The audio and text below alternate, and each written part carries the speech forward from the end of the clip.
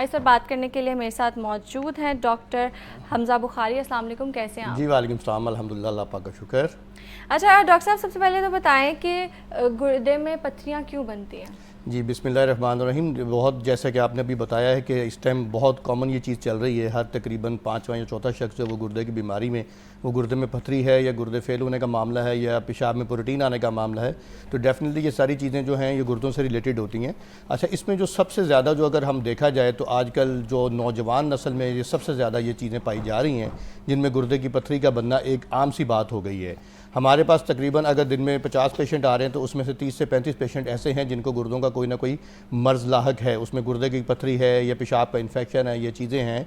और अब जिन जो बात की कि गुर्दे में पथरी बनने की वजूहात क्या हो रही हैं, बेसिकली पानी का कम पीना जो है ये सबसे बड़ी चीज़ इसमें आ रही है। उसके बाद ऐसी आप खुराक का मतवाज़न खुराक जो लोग नहीं लेते, जिसमें बहुत ज़्यादा नमक इस्तेमाल कर रहे हैं या उसमें फ्रीज़ी ड्रिंक्स इस्तेमाल किए जा रहे हैं, फ्रोज़न आइटम्स की इस्तेमाल की जा रही हैं जो कि प्रोसेसिंग फूड में बन रही हैं, ये सारी चीज़ें मोस्टली की जो है ये गुर्दे में पथरी बनने का जो है वो बाइस बनती हैं। इसी तरह से जब हम बात करते हैं, इसमें गुर्दे की ख़राबी की वजह भी इनकी आती हैं, और जो पेशाब में जलन, चुभन और दर्द, अगर इनमें से कोई भी ऐसा सिम्टम अलामत आती है तो इसका मतलब यह है कि आपके गुर्दों में कोई ना कोई ख़राबी आना शुरू हो गई है। अच्छा, इसमें एक चीज़ और मैं इसमें ऐड करता चलूँ कि गुर्दे में पथरी बनने की दो किस्म की तकरीबन 3 होती हैं पथरियाँ।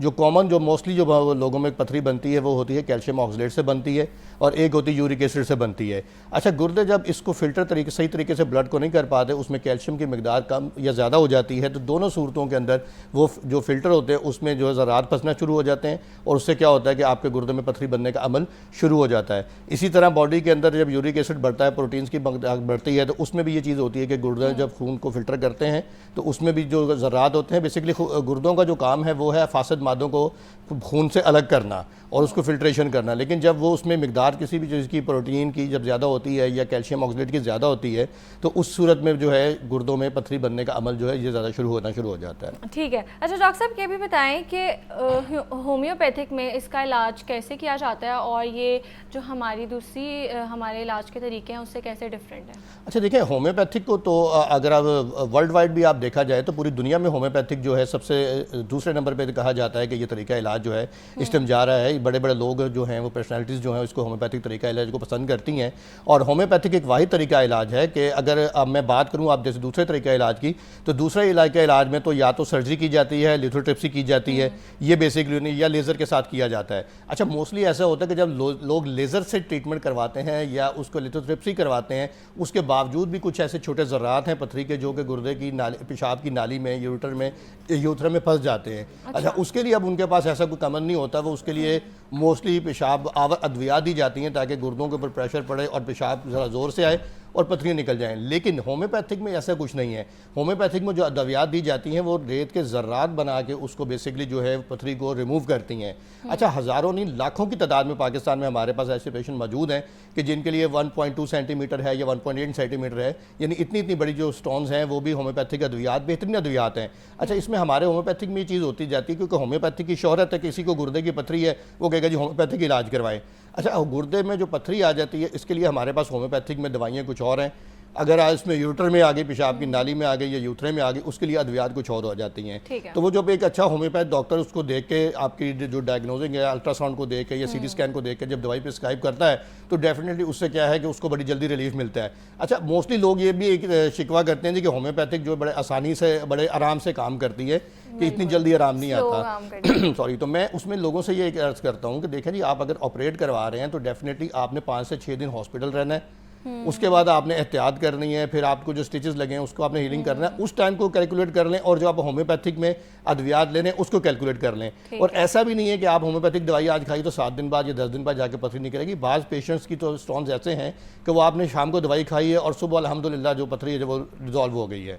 तो इस तरह से बड़ी चीज़ें। और होम्योपैथिक इलाज जो है यूरिन के मामले में प्रोटीन आ रहा है या आपके किडनी फेलियर की तरफ जा रहा है या स्टोन्स हैं, और प्रीकॉशनली भी इसके लिए बहुत अच्छा इलाज है। और इवन के बैक्टीरिया के जो प्रॉब्लम रहता है, या हम अगर मसाने की बात करें तो जैसे ख़वातीन में मोस्टली ये कॉमन बीमारी पाई जाती है कि उन पर यूरिन कंट्रोल नहीं कर पाती हैं अपना, खांसी से भी जिनके जो ड्रॉप्स हैं वो पास आउट हो जाते हैं, या वॉशरूम तक जाते जाते एक दो जो ड्रॉप्स हैं वो निकल जाते हैं, तो उसके लिए भी होम्योपैथिक अद्वियात बेहतरीन इलाज करते हैं, बजाय इसके कि आप एंटीबायोटिक खा के अपनी मजीद किडनी की हेल्थ को या अपनी दूसरी हेल्थ को ख़राब करें। उसमें सबसे बेहतरीन जो इलाज है वो होम्योपैथिक अद्वियात, और सिर्फ एक अद्वियात दवा है, उसका नाम भी मैं यहाँ बता देता हूँ। एक इकोजिटम क्यू में आती है हमारे, वो ले लें, या कॉस्टिकम 30 ये 200 में ले लें। ये बेहतरीन दवाइयाँ इन दोनों के लिए काम करती हैं, मसाने के लिए। ठीक है। अच्छा डॉक्टर साहब ये भी बताएं कि कौन सी ग़िज़ाएँ हैं जो पथरी का बाइस बनती हैं? जी बिल्कुल, बहुत अच्छा सवाल है। मैंने बताया ना कि जिन चीज़ों में कैल्शियम बहुत ज़्यादा होता है, ठीक है, वो चीज़ें होती हैं। और जैसे अगर सब्जियों की हम बात किए जाए, जिसमें पालक है, साग है, मेथी है, और ये चीज़ें हैं, बैंगन है, ये बेसिकली पथरी को बनने के अमल को ज़रा बढ़ा देती हैं। और इसी तरह से अगर हम उसमें आ जाएँ, दालों में आ जाएँ, तो माश की दाल, चने की दाल, या प्रोटीन जिन दालों में बहुत ज़्यादा है, मीट्स जो लोग ज़्यादा बीफ का इस्तेमाल ज़्यादा करते हैं, स्पाइसी खाते हैं, नमक का इस्तेमाल जो लोग ज़्यादा करते हैं, और ज़्यादा चटपटे मसाले खा रहे हैं, या ड्रिंक्स जैसे आजकल नाल नीले पीले कलर की जो ड्रिंक्स आ रही हैं, ये बेसिकली किडनी को स्टोन नहीं बनाती, बल्कि किडनी को ख़राब करने में भी बहुत ज़्यादा अमल दरामद करती हैं। इन चीज़ों का जो बहुत ज़्यादा अमल दखल है। ठीक है। अच्छा डॉक्टर साहब ये बताएं, जैसे दूध है, दही है, या दूसरी ग़िज़ाएँ हैं जिसमें कैल्शियम ज़्यादा होता है, क्या उसकी वजह से भी पथरी बनती है? जी बिल्कुल। देखें, आज से कुछ अर्सा पहले जो है ना, आज से 5 साल 4 साल पीछे अगर चले जाएँ, तो यही कहा जाता था कि दूध और दही से पथरी बनती है, और ये पथरी के जिन पेशेंट्स को पथरी हो उनको हम ये मना करते हैं। बेसिकली ये चीज़ नहीं है। अभी जो लेटेस्ट रिसर्च जो अमेरिका में आई है, वो ये कहते हैं कि दूध और दही से पथरी नहीं बनती, बल्कि ये पथरी को तोड़ने में आपको हेल्प आउट करते हैं। ये मैं अपनी बात नहीं कर रहा जी, मैं ये जो एक स्टडीज़ हैं यूएस की, उसकी बात कर रहा हूँ। अच्छा, इसमें होता ही है कि देखें, कुछ लोग ऐसे हैं जो विटामिन डी के सप्लीमेंट्स, मुख्तलिफ किस्म के सप्लीमेंट खा रहे हैं। अच्छा, जैसे ही बॉडी के अंदर, खून के अंदर उसकी मिकदार बढ़ेगी, तो वो क्या होगा, वो किडनीज के अंदर उसके क्रिस्टल्स बनना शुरू हो जाते हैं, जिसको हम स्टोन की शक्ल अख्तियार कर जाते हैं। और इसी तरह जिन लोगों में कैल्शियम की या विटामिन D3 की कमी होती है, तो उसमें से जब वो चीज़ बॉडी के अंदर नहीं अब्जॉर्ब कर पाती, तो वो आपकी बोन्स के अंदर से वो चीज़ें जब निकलती हैं, तो वो भी क्रिस्टल जो हैं वो उसमें बनना शुरू हो जाते हैं। यानी इसकी ज़्यादती और कमी, दोनों चीज़ों की सूरत में किडनी स्टोन जो है वो बनते हैं। ठीक है। एक कॉलर है मेरे साथ। अस्सलाम वालेकुम रिजवान। अस्सलाम वालेकुम जी रिजवान, सवाल कीजिए। जी मैडम साहिबा, मेरे ना 15 साल हो गए, मेरे गुर्दे में ना पथरी है। ठीक है। 15 साल हो गए उनके गुर्दे में पथरी है। तो पथरी कीमती तो नहीं जो इतने संभाल के रखा हो जी, होम्योपैथी तो निकल जाती इतनी जल्दी पथरी। तो इसमें आप वो मेरे साथ रिपोर्ट शेयर कर लें, तो उसमें 15 साल तो इस टू मच टाइम, इतने अरसे में तो अल्लाह ना करे कि गुर्दे भी डैमेज होने का काफ़ी खतरा होता है। तो स्टोन्स का साइज़ अगर तो बहुत बड़ा है उनका, जितना इतना नहीं है, तो फिर तो डेफिनेटली उनको उसको रिमूव करवा देना चाहिए, चाहे वो लिथोट्रिप्सी से करवाएं, ऑपरेशन से करवाएं।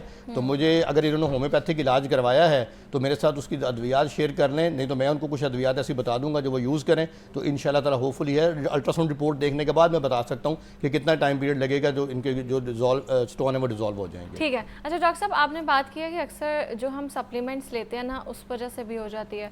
तो लोगों को आजकल जो देखते हैं कि अगर कोई चीज़ सोशल मीडिया पे प्रमोट हो रही है तो, और वो दवाई है या ऐसे सप्लीमेंट्स हैं जो कि हमें किसी डाइटिशियन, किसी प्रॉपर डॉक्टर, इनकी रिकमेंडेशन के बगैर ख़ुद से नहीं लेने चाहिए, लेकिन बहुत बड़ी तादाद में लोग ले रहे हैं क्योंकि प्रमोशन इनकी चल रही होती है।